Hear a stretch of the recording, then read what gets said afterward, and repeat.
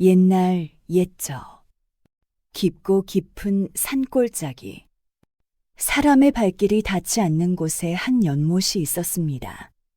그 물빛은 밤에도 어둠보다 더 검었고 마치 하늘의 별조차 삼켜버릴 듯 고요했습니다. 마을 사람들은 그것을 검은 연못이라 불렀습니다. 오래전부터 이 연못에는 한 가지 전설이 전해졌습니다. 마음을 다해 소원을 빌면 이루어지지만 욕심을 품는 자는 영혼을 빼앗긴다. 그리고 그 소원을 들어주는 존재는 연못의 수호령이라 했습니다. 사람들은 그 말을 두려워했고 감히 가까이 가지 않았습니다. 산 아래 조그마한 마을에 나한이라는 젊은 목공장인이 살고 있었습니다. 그는 천부적인 재능을 가졌지만 집안 형편은 늘 가난했고 빚쟁이들의 발걸음이 끊이지 않았습니다. 게다가 병든 어머니는 하루가 다르게 쇠약해져 갔습니다. 어느 날 어머니의 숨이 점점 가빠오자 마을의 노의원은 심각한 얼굴로 말했습니다. 은초화, 은초화를 구해야 하네. 달빛에 빛나는 그 은빛꽃은 오직 검은 연못에서만 얻을 수 있다네. 나하는 잠시 망설였지만 더 이상 시간을 지체할 수 없었습니다. 그날 밤 달빛조차 스미지 않는 숲길을 따라 발걸음을 옮겼습니다.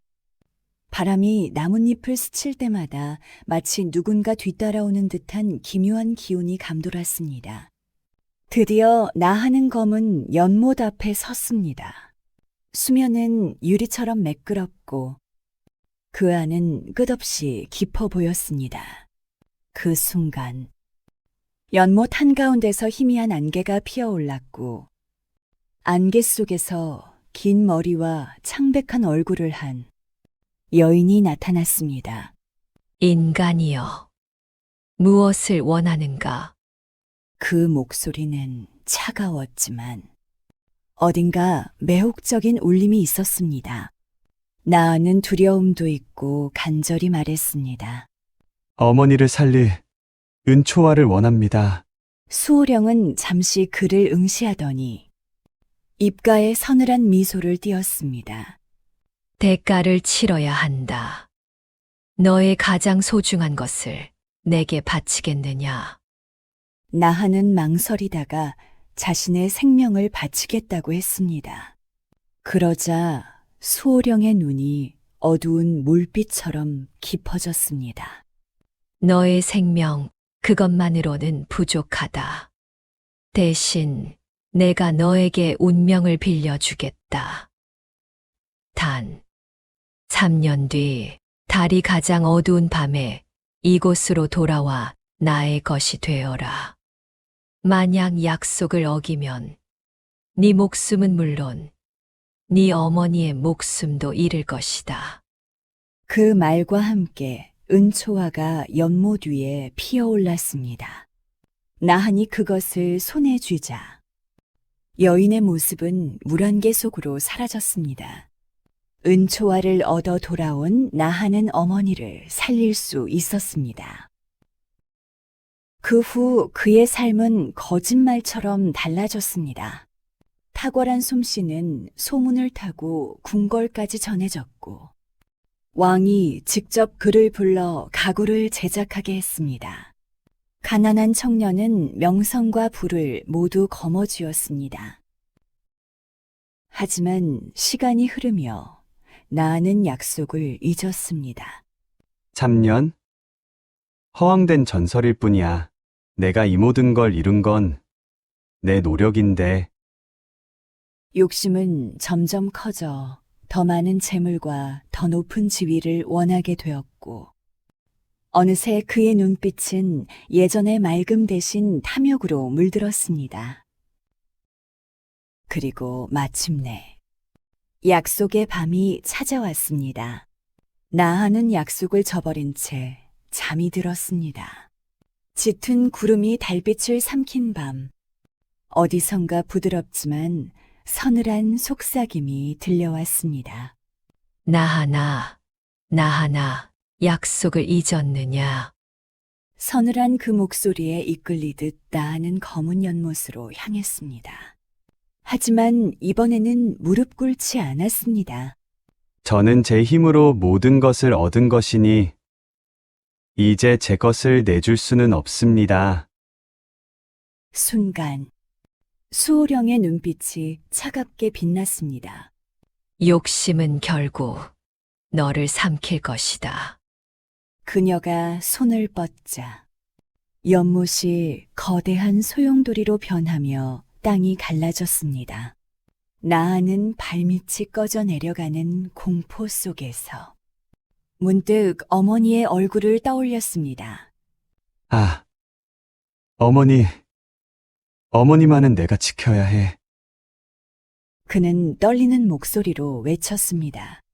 내 재산과 명예, 목숨을 모두 포기하겠습니다. 그러니 제 어머니만은 살려주세요. 그 말에 소용돌이는 서서히 잦아들었고 수호령은 조용히 웃었습니다. 이제 너의 욕심을 버리겠느냐? 네, 모두 버리겠습니다. 제발 어머님만은. 어머니를 향한 효심이 지극하니 이번만은 살려주겠다. 하지만 너의 기억에서 나를 지우겠다. 더 이상 너는 이전의 삶을 살지 못할 것이다. 다음 날 나하는 모든 것을 잃은 채 숲속에서 깨어났습니다. 그는 왜 눈물이 흐르는지도 모른 채 울고 있었고 오직 어머니만이 그의 곁에 남아 있었습니다. 그 후로 마을에는 목공의 망치 소리가 다시는 울리지 않았습니다. 사람들은 여전히 전설을 속삭였지만 그것이 진실인지 아는 이는 없었습니다. 그리고 오랜 세월이 지나도록 마을 사람들은 이 격언을 전했습니다. 욕심을 버리고 지켜야 할 것을 지키는 자만이 검은 연못을 건널 수 있다. 수십 년이 지나 나안의 이야기는 마을의 오래된 전설 속에만 남아 있었습니다. 그러던 어느 달없는 밤, 한 어린 소녀가 숲을 헤매다 우연히 검은 연못에 다다랐습니다. 연못은 여전히 거울처럼 고요했고 그 속에서 은빛꽃 한 송이가 살짝 피어 있었습니다. 소녀가 손을 뻗으려는 순간 수면에 파문이 번졌습니다. 안개 속에서 나타난 하얀 얼굴의 여인이 소녀를 바라보며 미소 지었습니다. 오랜만이구나. 네가 나안의 피를 이어받은 아이구나. 소녀의 눈동자가 크게 흔들렸습니다. 그녀는 이유도 모른 채 가슴 깊은 곳에서 설명할 수 없는 두려움과 그리움을 동시에 느꼈습니다. 너에게도 소원이 있느냐? 그 순간 연못 위로 달빛 없는 하늘에서 한 줄기 서늘한 바람이 불어왔습니다. 그리고 연못은 마치 오래 기다렸다는 듯 은빛 꽃잎이 떨어졌습니다. 재미있게 들으셨다면 구독과 좋아요 눌러주세요. 옛적에 이르기를 이 산 깊은 곳에는 흰 빛을 두른 전설의 호랑이 백호가 깃들어 산을 지킨다 하였다. 그 눈은 달빛보다 서늘하고 그 울음은 천둥보다 날카로워 온갖 사악한 것을 쳐내고 숲의 숨을 지켜왔다고 한다. 옛사람들은 말하였다. 백호가 있는 산에서는 나무 하나 함부로 베지 말라. 그 울분은 천둥이 되어 잘못을 저지른 자의 가슴을 찢는다. 허나 세월이 흘러 탐욕스러운 지방 관리가 이 산을 탐하였다.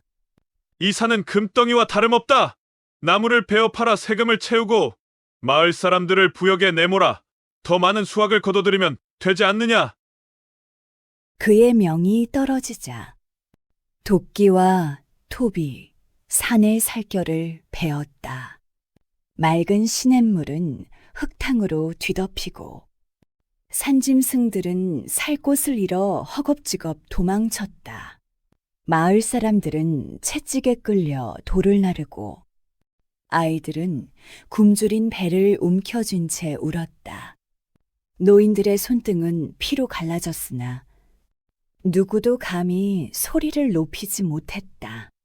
관리의 눈은 독사처럼 차갑고 군졸들의 창끝에는 위협이 번뜩였다. 그날 밤 달빛은 구름 속에 숨었고 바람마저 길을 잃은 듯 멎었다. 그 고요를 뚫고 마을의 어린 소년 둘이가 홀로 산에 올랐다. 소년의 발걸음은 가볍지 않았다. 땅에 떨어진 낙엽 하나가 밟히는 소리마저 너무 크게 들릴 만큼 숲은 이방인을 경계하고 있었다. 둘이는 허리를 굽혀 하늘을 올려다 보았다. 이대로는 모두 죽어버릴 거야. 마을을 지켜야 해. 하지만 난 아무 힘도 없어. 목소리는 바람에 흩어지지도 못한 채 돌처럼 가슴에 떨어졌다. 그때 숲이 숨을 죽였다. 멀리서부터 흙을 울리는 발걸음 소리가 다가왔다. 나무 그림자가 길게 들이우고 그 사이로 달빛을 찢으며 흰 형체가 모습을 드러냈다. 내 이놈, 누구더냐? 천둥 같은 울음소리와 함께 달빛보다 눈부신 백호가 나타났다. 그 눈빛은 얼어붙은 호수처럼 깊고 그 숨결에는 겨울 산맥의 칼바람이 섞여 있었다.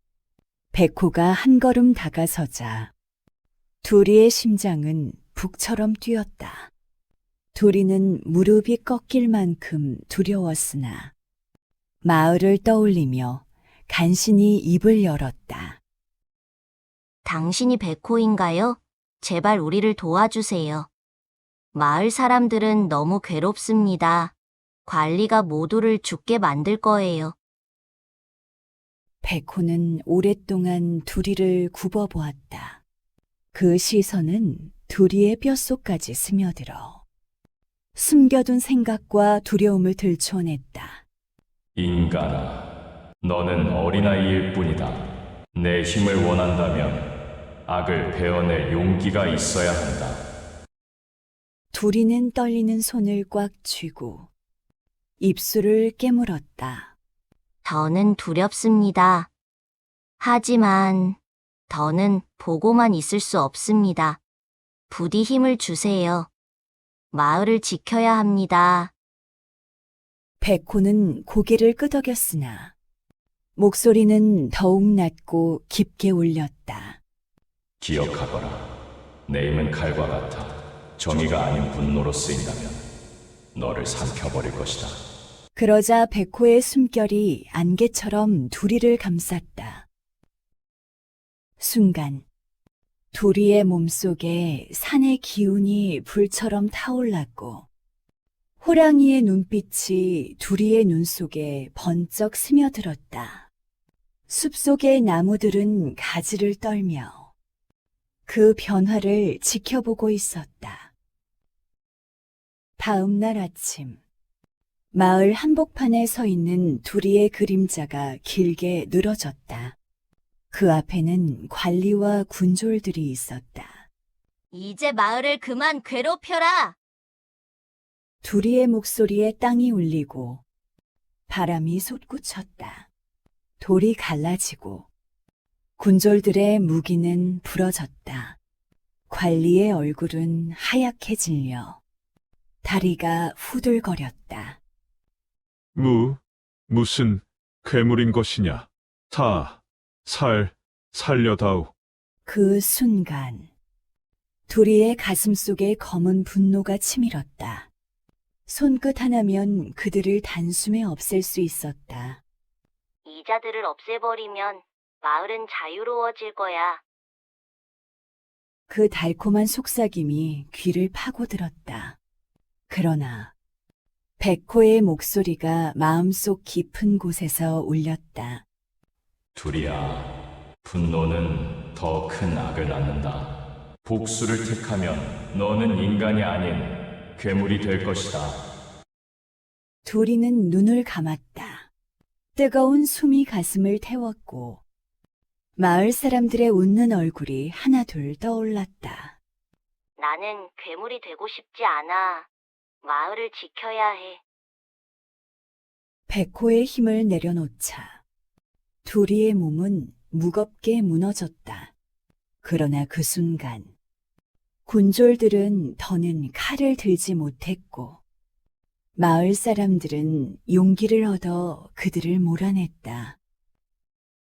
그날 저녁 산 위 바람 속에서 백호는 그 모습을 지켜보고 있었다. 눈빛은 여전히 날카로웠으나 그 안에는 은밀한 미소가 스쳤다. 잘하였다, 둘이야. 정의란 분노가 아니라 희생과 절제에서 완성되는 법이란다. 그 목소리는 바람을 타고 사라지고 달빛은 다시 산과 마을을 고요히 감쌌다. 그날 이후 마을 사람들은 산을 함부로 해치지 않았다. 둘이는 백호의 가르침을 가슴에 품고 훗날 마을의 큰 어른이 되어 후손들에게 이르렀다. 힘은 칼과 같다. 칼이 누구를 향하느냐에 따라 그날 너의 운명이 정해진다. 옛적에 이르기를 붉은 달이 뜨는 밤에는 산에 오르지 말라고 했습니다. 붉은 달이 뜨는 밤. 산속에서는 귀신들의 혼례가 열린다는 전설이 있었습니다. 그날 밤은 이승과 저승의 문이 열리고 귀신들이 혼례를 올린다고 하였기 때문입니다. 연화의 남편 정수는 물건을 팔기 위해 산을 넘어 건넌 마을에 갔지만 끝내 집으로 돌아오지 못했습니다. 마을 사람들은 수군거렸습니다. 아이고, 어쩌다 그 산을 넘은 게야. 귀신에게 홀려 죽은 게 아니겠느냐? 저승사자가 데려간 게 분명해. 연화는 남편을 잃고 미쳐버린 듯 했습니다. 서방님, 서방님, 이 몸이 반드시 찾아갈게요. 저승이든 어디든 가서 서방님을 데려오겠습니다. 그러던 어느 날 밤 하늘엔 핏빛처럼 붉은 달이 떠올랐습니다. 마을 사람들은 모두 문을 걸어 잠그고 집안에 숨어버렸지만 연화만은 달랐습니다. 연화는 망설이지 않았습니다. 연화는 초라한 등불 하나 들고 칠흑 같은 산길을 올랐습니다. 발밑 낙엽이 바스락거리며 울고 찬바람이 나뭇가지를 긁으며 소름 돋는 속삭임을 내었습니다. 산길은 평소보다도 더 으스스했습니다. 어디선가 여자아이의 울음소리가 들려오고 나무 뒤에서는 희끄무레한 그림자들이 스치듯 지나갔습니다. 등불의 불꽃이 바람에 흔들릴 때마다 무언가 따라오는 것 같았지만 연화는 뒤돌아보지 않았습니다. 붉은 달빛이 산중을 물들일 때 연화는 깊은 산속 한 곳에 다다랐습니다. 귀신들이 모여 북을 치며 춤을 추고 혼례를 치르고 있었으니 그 광경이 참으로 기이했습니다. 귀신들의 얼굴은 모두 창백했고 입고 있는 옷은 수에 같았습니다. 그들이 치는 북소리는 심장을 얼어붙게 했고 춤사위는 이 세상 것이 아니었습니다. 혼례상은 온통 하얀 꽃으로 차려져 있었는데 그 꽃들은 시체에 덮는 수의화였습니다. 연화는 숨을 죽이며 떨리는 목소리로 중얼거렸습니다. 이게 무슨 일이란 말인가. 귀신들의 혼례라니. 그때 귀신물이 한가운데 서 있는 남편의 얼굴을 본 연화의 눈은 커다랗게 떨렸습니다. 정수는 살아있을 때와 똑같은 모습이었습니다. 다만 얼굴빛이 창백하고 눈동자에 생기가 없을 뿐이었습니다. 그는 홀령 신부 옆에 서서 마치 꿈꾸는 사람처럼 멍하니 서 있었습니다. 서방님 아니시오? 내 남편 정수 아니시오? 그 순간 혼례를 주관하던 홀령 신부가 연화를 발견하고 서늘한 목소리로 꾸짖었습니다. 홀령 신부의 얼굴은 아름다웠지만 얼음처럼 차갑고 무서웠습니다. 긴 머리카락이 바람도 없는데 흩날렸고 하얀 치맛자락에서는 서리가 맺혔습니다. 감히 인간이 우리 혼례를 엿보다니 네 목숨이 아깝지 않느냐? 연화는 땅에 무릎을 꿇고 두 손을 모아 애원하였다.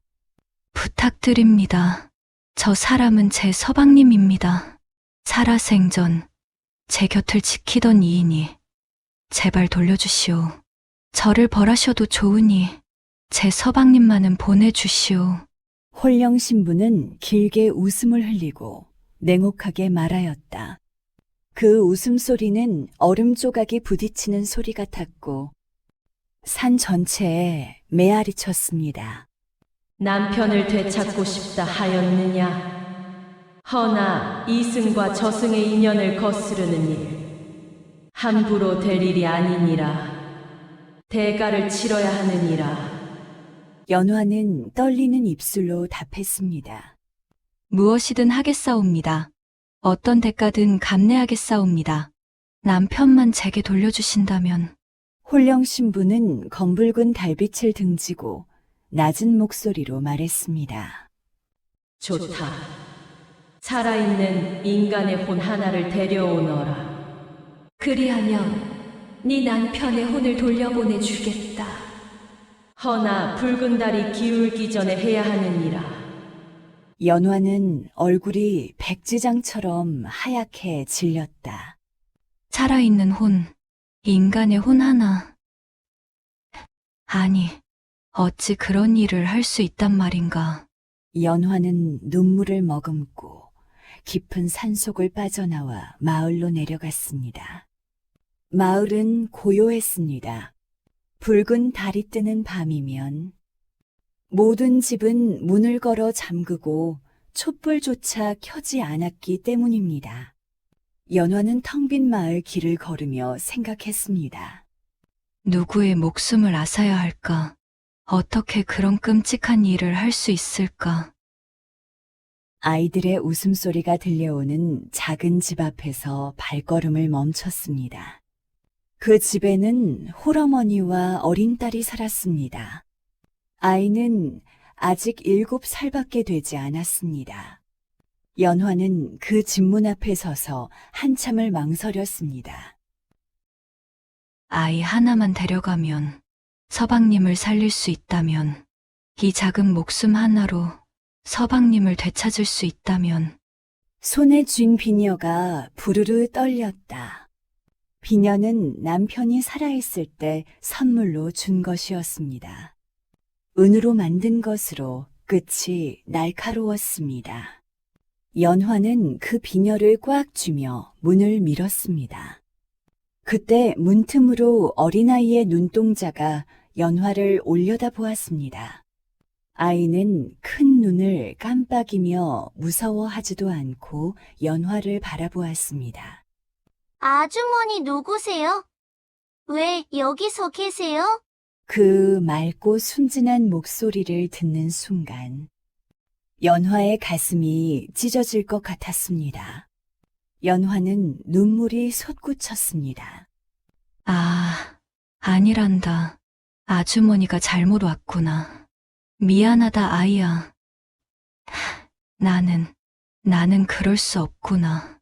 연화는 비녀를 떨어뜨리고는 등을 돌려 다시 산으로 달렸습니다.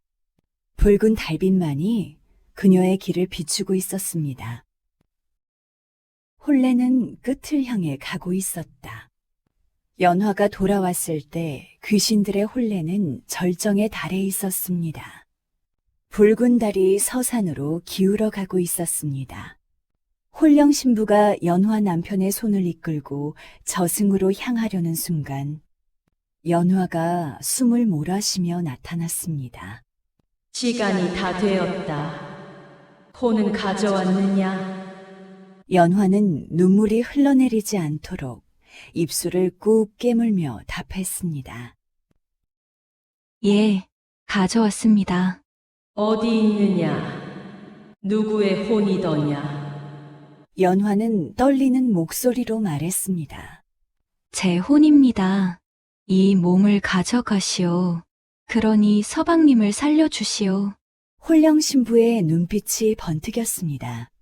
네 혼이라고 스스로 목숨을 내어놓겠단 말이냐? 그렇사옵니다.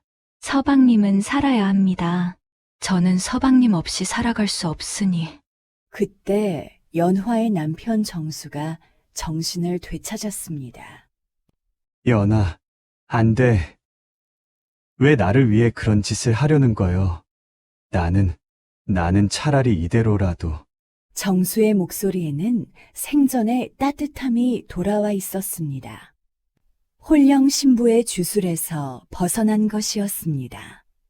연화는 남편을 바라보며 부드럽게 미소 지었습니다. 서방님, 부디 오래 살아주세요. 제 목까지 행복하게 살아주시면 저는 그걸로 족합니다. 여보, 안 돼. 연아, 가지 말아줘. 서방님, 당신을 사랑합니다. 부디 저를 잊지 말아주세요. 붉은 달빛이 연화의 몸을 감싸며 그녀의 형체는 서서히 사라졌습니다. 연화의 몸이 사라지자 홀령 신부도 함께 사라졌습니다. 약속대로 정수를 살려준 것입니다. 하지만 정수는 혼자 살아남는 것보다 연화와 함께 죽는 편이 나았을 것입니다. 연아, 그때 연화의 목소리가 바람에 실려 희미하게 들려왔습니다. 서방님, 잘 살아주세요. 붉은 달은 이내 기울고 숲은 다시 고요를 되찾았다. 정수는 혼자 마을로 돌아왔지만 마을 사람들은 그를 이상한 눈으로 바라보았습니다. 붉은 달밤에 산에 올라갔다가 혼자 돌아온 사람, 아내는 어디 갔을까? 사람들은 수군거렸습니다. 정수는 연화를 잃은 슬픔으로 날마다 시들어갔습니다. 밤마다 연화의 목소리가 들려왔기 때문입니다. 서방님, 왜 홀로 계세요? 함께 가요. 결국 정수는 이듬해 같은 날 다시 그 산으로 향했습니다. 그리고 그 후로 그의 모습을 본 사람은 아무도 없었습니다. 지금도 붉은 달이 뜨는 밤이면 그 산에서 두 사람의 목소리가 들린다고 합니다. 연아야. 서방님, 영원히 서로를 부르며 구독과 좋아요 눌러주시면 영상을 만드는데 큰 힘이 됩니다. 옛적에 이르기를 달빛이 가장 맑고 차가운 밤마다 숲속에는 그림자를 훔쳐먹는 구미호가 나타난다 하였다. 그녀는 인간의 그림자를 먹어 그 생명을 끊고 호는 길을 잃게 만든다 전해졌다. 달빛 아래 그 일을 당한 자는 아무리 발버둥쳐도 다시는 돌아오지 못한다 하였다. 그래서 마을 사람들은 달이 둥글게 차오르는 날이면 해가 지기 전에 문을 닫고 불을 껐다. 그러나 그럼에도 실종은 멈추지 않았다. 그 무렵 마을에는 연달아 사람의 자취가 사라졌다.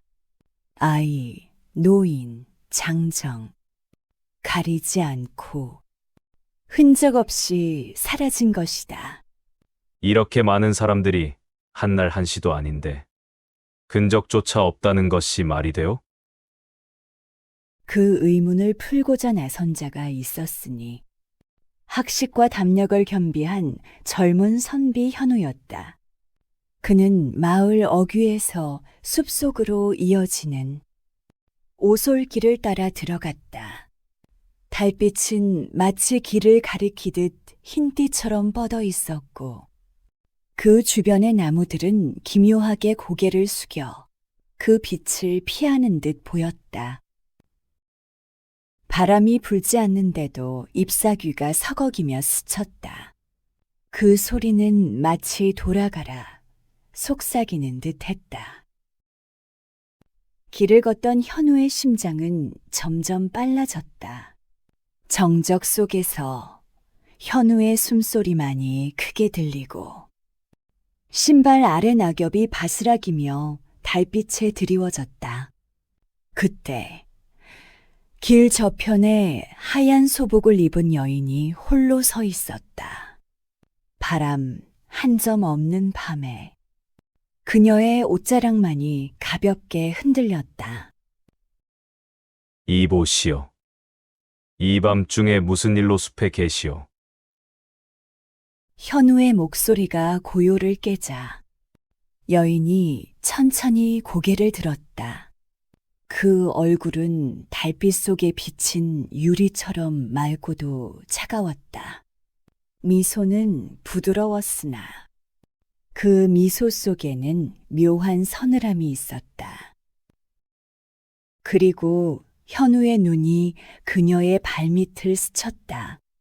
달빛 아래 분명히 있어야 할 그림자가 보이지 않았다. 그대는 그림자가 없구나. 여인은 잠시 말이 없었다. 그저 눈을 가늘게 뜨고 현우를 바라보았다.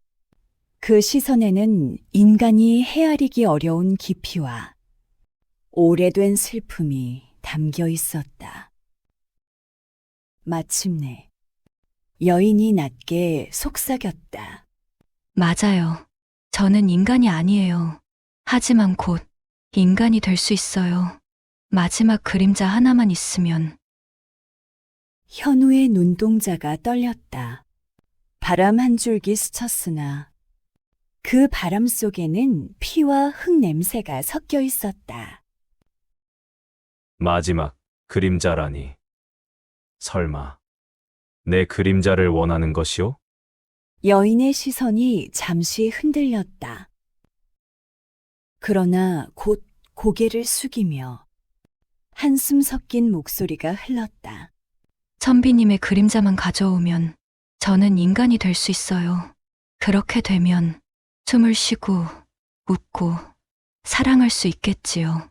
현우의 마음이 크게 요동쳤다.